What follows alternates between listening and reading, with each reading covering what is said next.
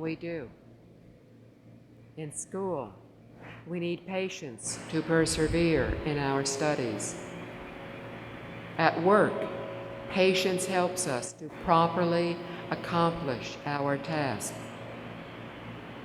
At home, patience is the foundation for interacting well with family members.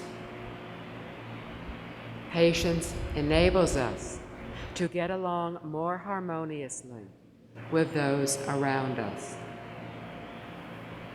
It allows us to recognize our bad habits and to improve ourselves by changing those habits.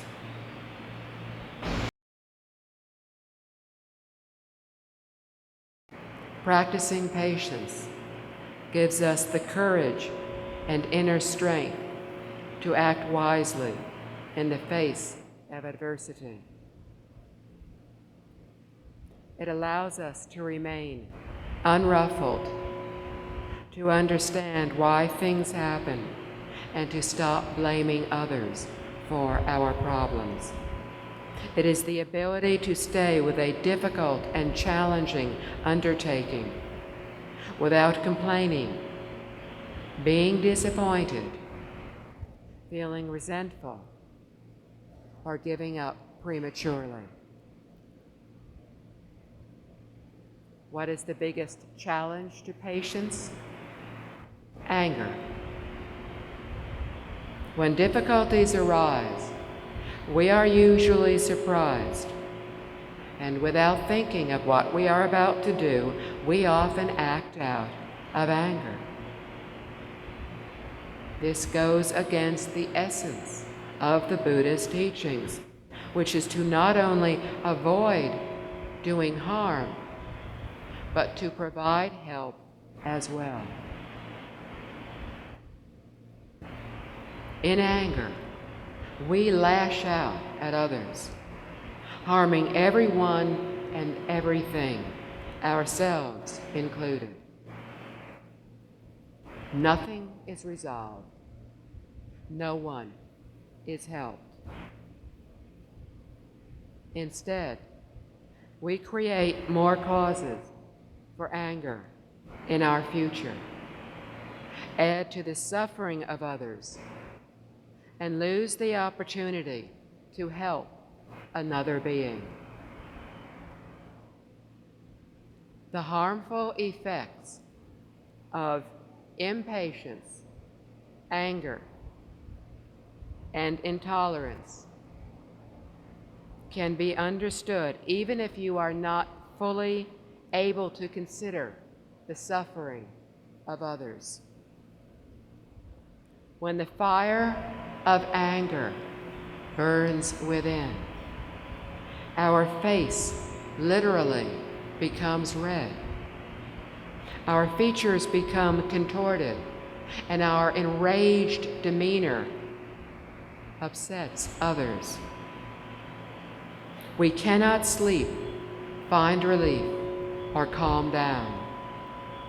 Friends and acquaintances avoid us. Even those who love us leave. We are alone, all because we gave in to anger. We have a choice here. We really do. We do not have to allow this to happen. Whether we are an awakened being, or more likely, simply someone who dreads the feeling of losing her temper again, we can make a commitment to ourselves, a commitment to the practice of patience. Obviously, this is extremely difficult to do at first. We will have to keep reminding ourselves how anger feels and what it looks like, and then contrast it with how tranquility feels and appears to others. First, we objectively consider a recent time we were angry, and then remember how we felt at that time. Next, we remember the feelings of contentment and tranquility that we experienced when we were enjoying time with our family or good friends, or perhaps enjoying an activity that we felt to be very relaxing. Finally, we choose to commit to the cultivation of patience.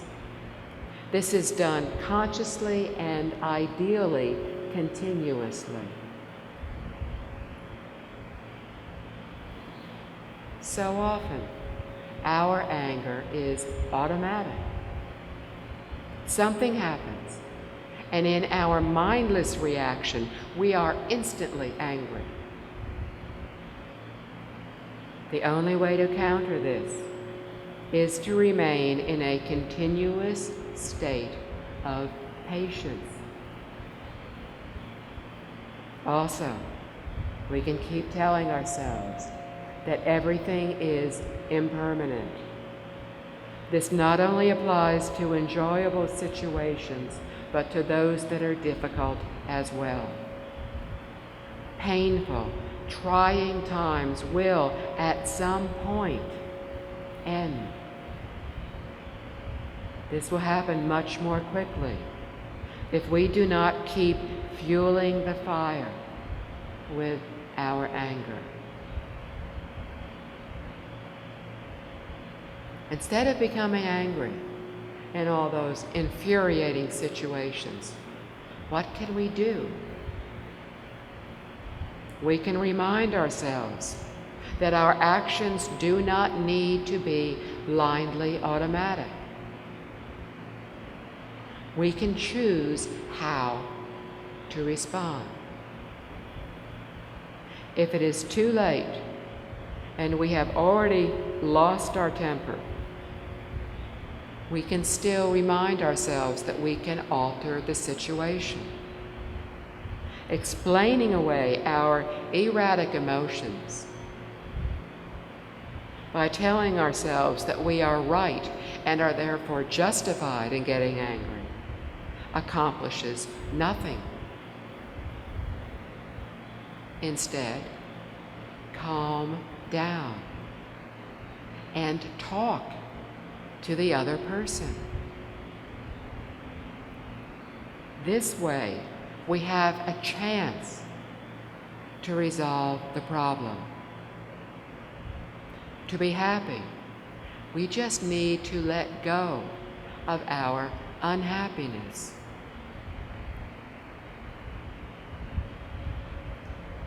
What do we do when we are faced with a situation where calm logic and not retaliating with anger just seem to make the situation even worse? One way is to withdraw and try to find a better time to talk to the other person.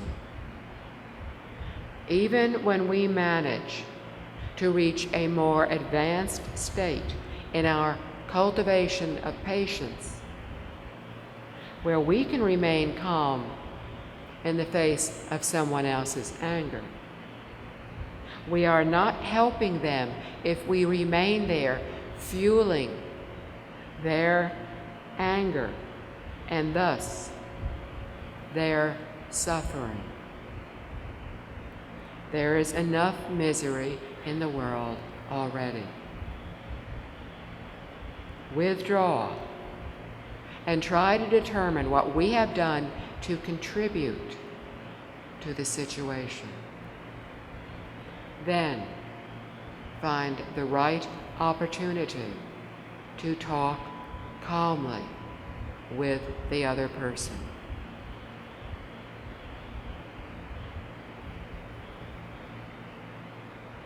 To act out of anger is to act violently.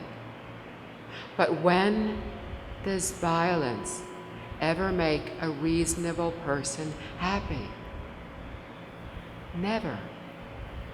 Reasonable people only wish for happiness and goodness. Through giving and ethical behavior, we can create much joy. But it takes the cultivation of patience to safeguard this goodness and protect it from the fires of anger and violence.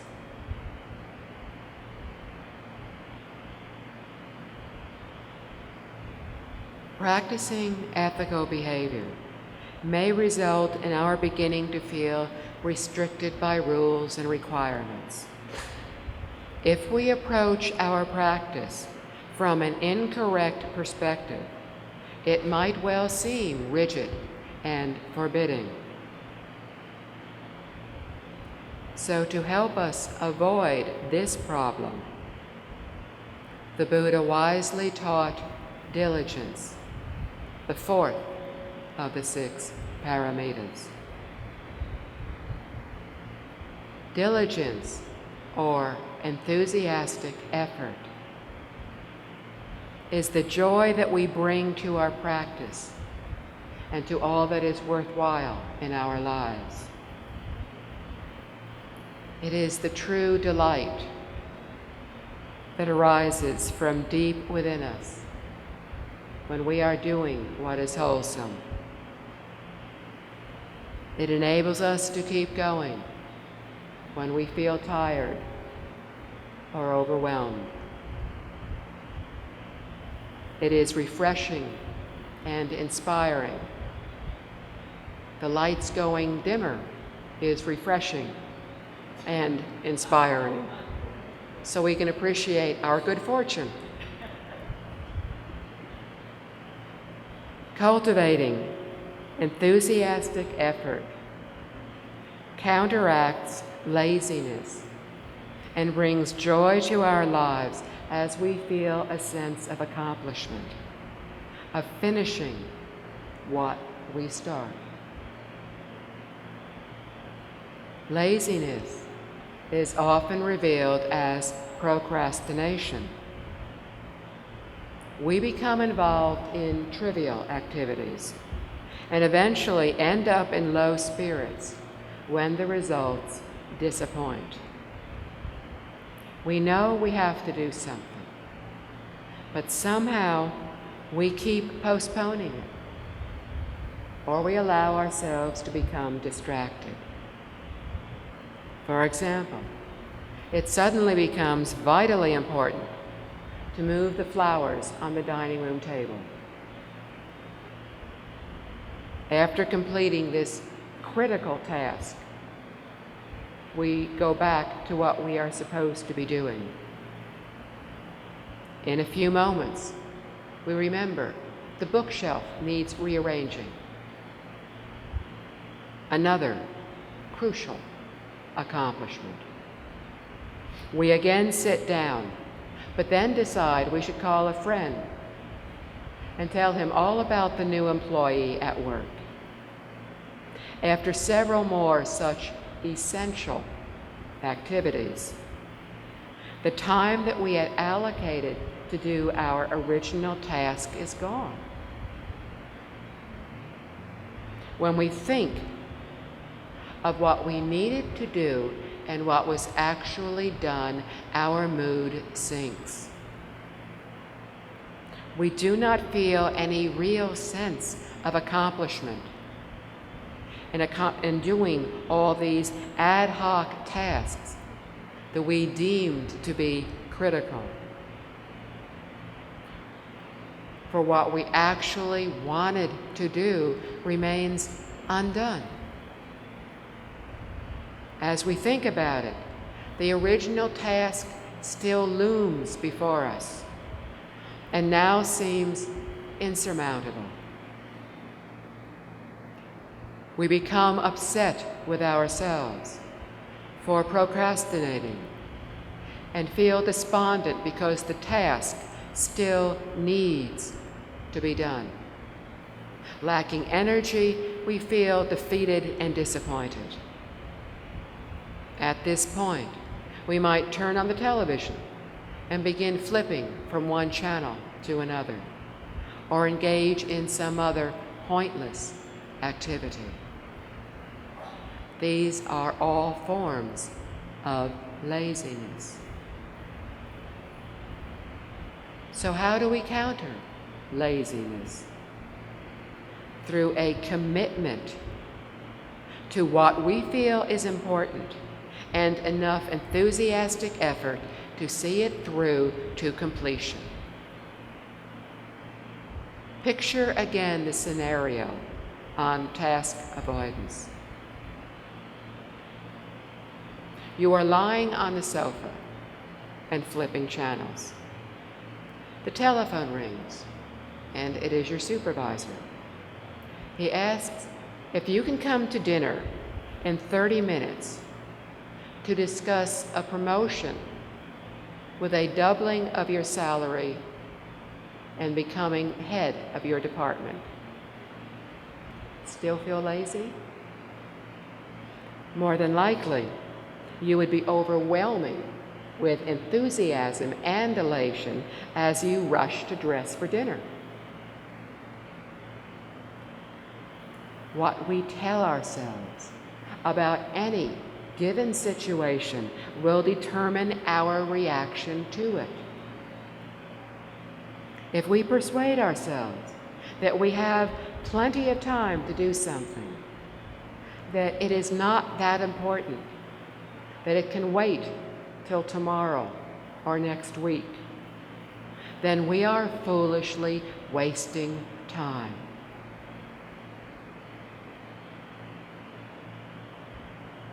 The Buddha once asked a student how much time a person has left. The student answered, "A few more days."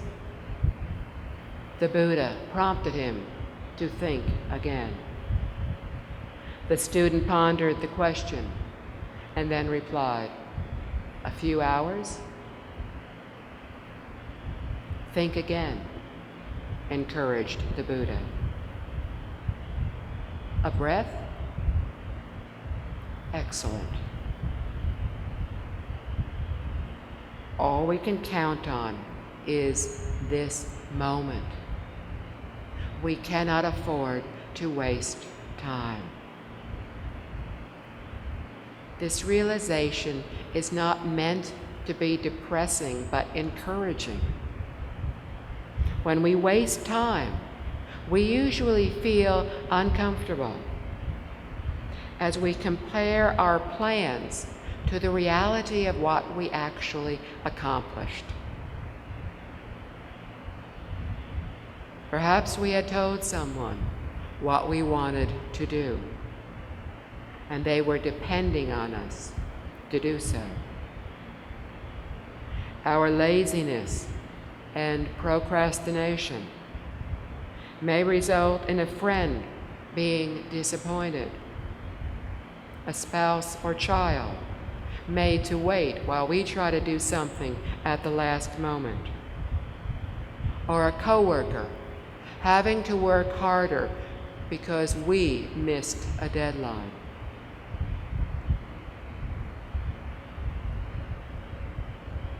Previously, the question was raised of how we can find happiness and receive others' respect. We cannot attain them through laziness.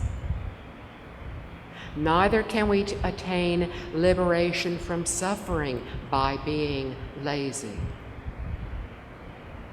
We need enthusiastic effort, perseverance, and dedication in our practice and in everything we do. To develop enthusiastic effort, we must overcome laziness with right thoughts and understanding that will engender proper attitudes and a correct frame of mind. with our personal relationships.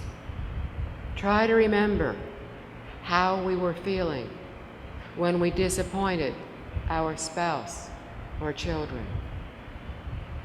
Or think of how supremely important they are to us. Or more crucially, how important we are to them. With our work, we can focus on the seriousness of not being a dependable employer or employee. With our practice, we can come to the realization of the value of the opportunity to practice and understand the consequences of wasting yet another lifetime. These and similar techniques will gradually help us discover how to counter our negative habits. Having reduced or even overcome laziness, we may find that we still indulge ourselves in trivial activities.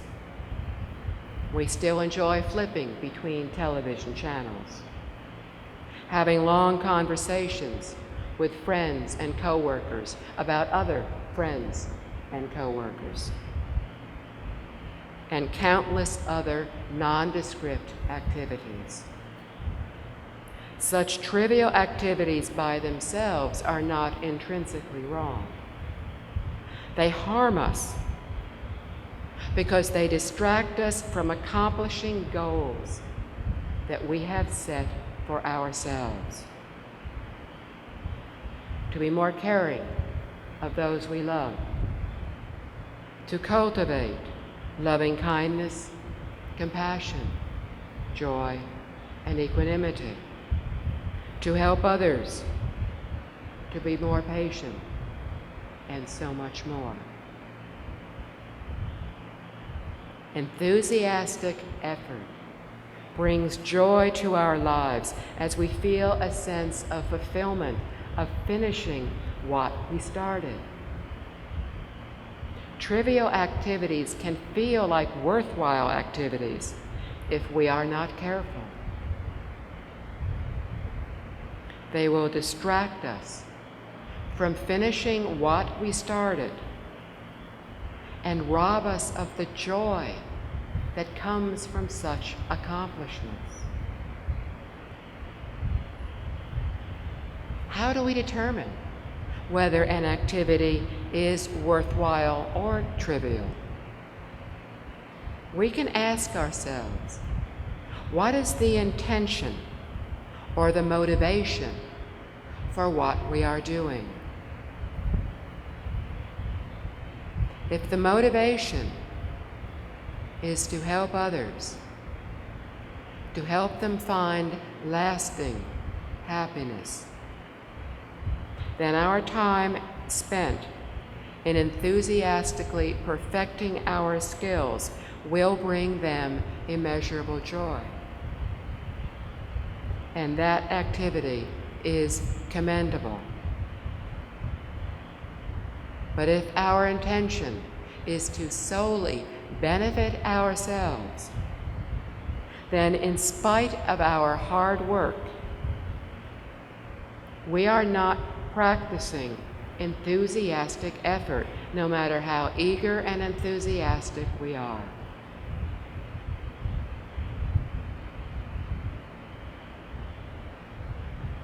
To bring happiness to others, we need to understand the causes of suffering and unhappiness.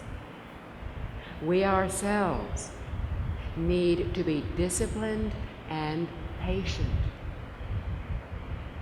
Once our hearts and minds know gentleness and peace, our verbal and physical behavior will change.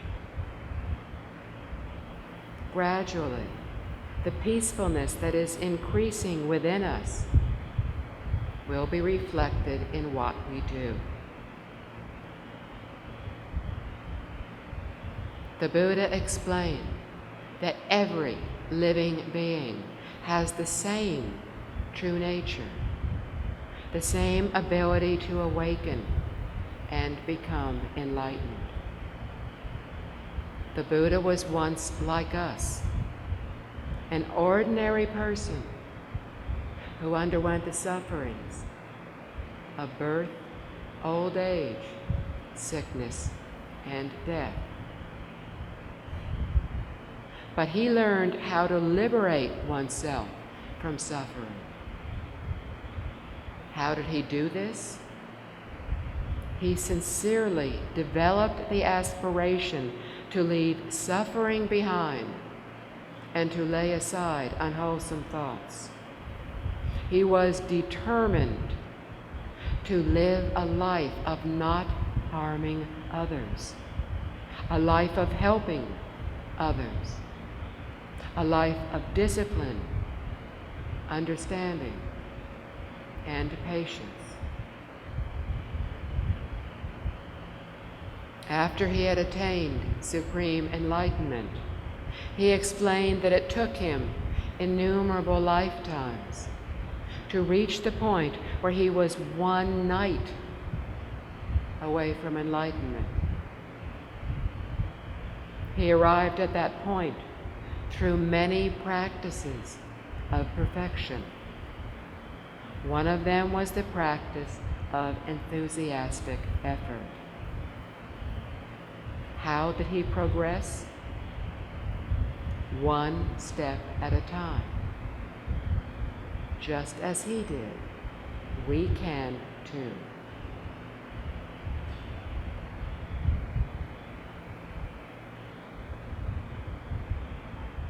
The fifth paramita is meditative concentration. Our practice and training in discipline and not harming others will help us to lessen our harmful behavior and eventually end our verbal and physical negative behavior. Our minds will become calmer and less agitated. When our minds are thus settled, we will be better able to concentrate.